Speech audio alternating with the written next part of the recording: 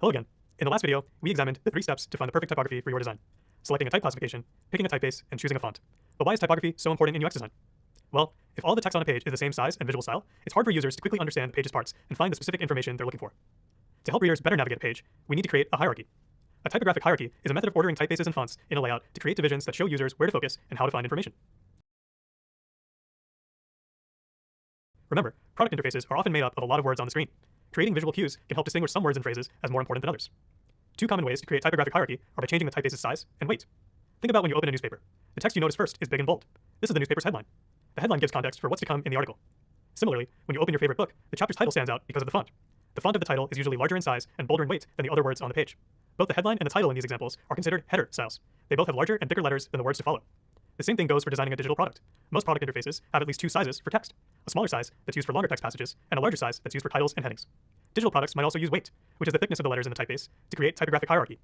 For example, a bold typeface gives more emphasis or importance to the text. Alright, so you now know a bit more about how typefaces and fonts are used to add hierarchy. A second reason why typography is so important for UX designers is legibility, or making text easy to read. As a UX designer, one of your jobs is to make the product easier to read and navigate. The product needs to be readable for all users, including people with low vision.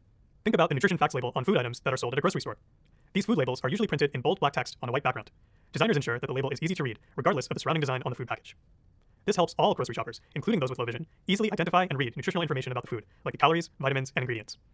Similarly, UX designers use easy-to-read typography for digital platforms. For example, during the checkout section of an e-commerce website, designers choose typography that is bold and easy to read so that the user is sure that they are paying correctly.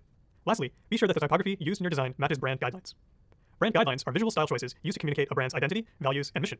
Brand guidelines have rules on typography and other visual design elements that have already been researched, tested, and approved by the company's design team. Typography adds to this visual style and displays a company's identity. For example, Google uses a sans serif typeface called Google Sans.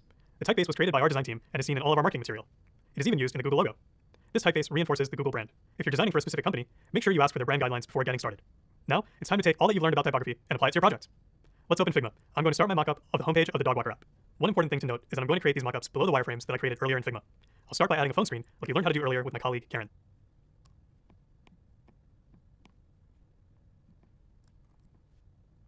Next, I'll draw a text box within the phone screen. When you draw a text box, the design panel on the right side of the screen changes, which allows you to set the typeface, size, weight, and more. In the text box, I'm going to type busy afternoon, then I'll press enter to start a new line and type we can take them for a walk. Now, I can play with the typeface, size, and weight of this text. For the homepage of our dog walker app, I'm going to select the font called SF Pro Display. Then I'm going to select a size of 24 point. This is just the beginning. For detailed instructions about how to work with type in Figma, check out the reading. Have fun, and good luck adding typography to your own designs.